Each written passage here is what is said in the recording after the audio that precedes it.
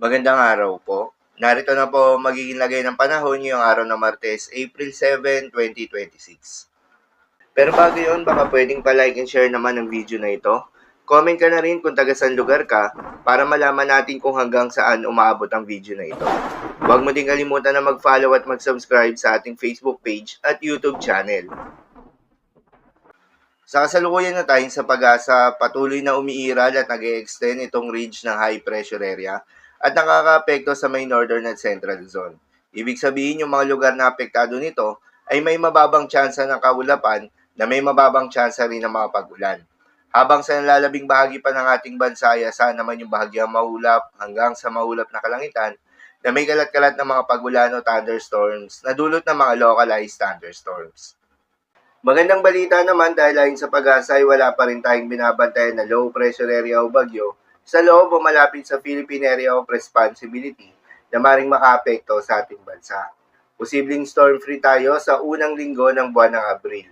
Subalit maging handa pa rin tayo dahil posibleng may isang bagyo na pumasok o mabuo sa loob ng Philippine Area of Responsibility ngayong buwan ng Abril. At sakaling magkaroon nga ng bagyo, posibleng maglandfall ito sa may Caraga Region, Visayas at Mindanao at tutungo ng Vietnam o magre-recurve patungo ng Japan.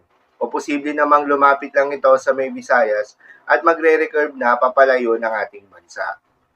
Para naman sa heat index forecast, narito yung mga lugar na posibleng makaranas ng matinding init ngayong araw. 42 degrees Celsius sa may San Jose Occidental, Mindoro at Dumangas, Iloilo, na kung saan ang mga nabanggit na lugar ay nasa danger level na.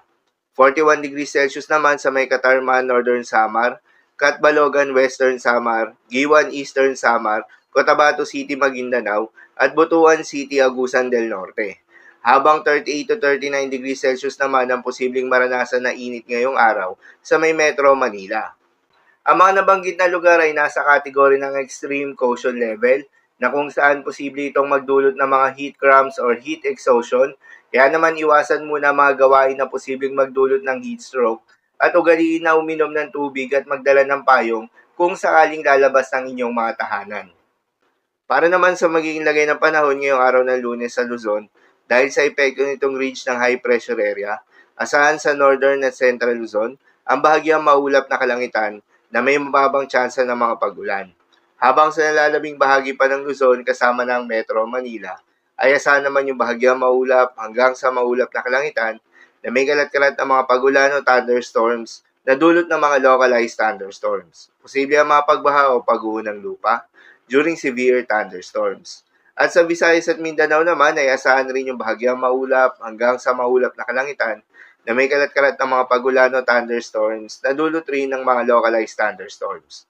Posible rin ang mga pagbaha o pag-uho ng lupa during severe thunderstorms. Madalas nabobo ang mga thunderstorms na ito tuwing hapon o gabi na nagtatagal ng 1 hanggang 2 oras.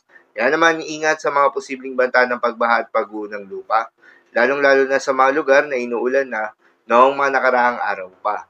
Para naman sa magiging lagay ng mga dagat baybayin, ayon sa pag-asa ay wala pa rin tayong nakataas na gale warning sa anumang seaboards ng ating bansa. Kaya naman malayang makakapamalaot yung mga kababayan nating mangingisda. At yung may mga maliliit na sasakyang pandagat, subalit iba yung pag-iingat pa rin, lalo na kung meron tayong offshore thunderstorms activity, asahan yung paglakas ng hangin at kakibat nito ay pagtaas rin ng mga pag-alon. So yun lang po para sa lagay ng panahon ngayong araw ng Martes. Keep safe everyone.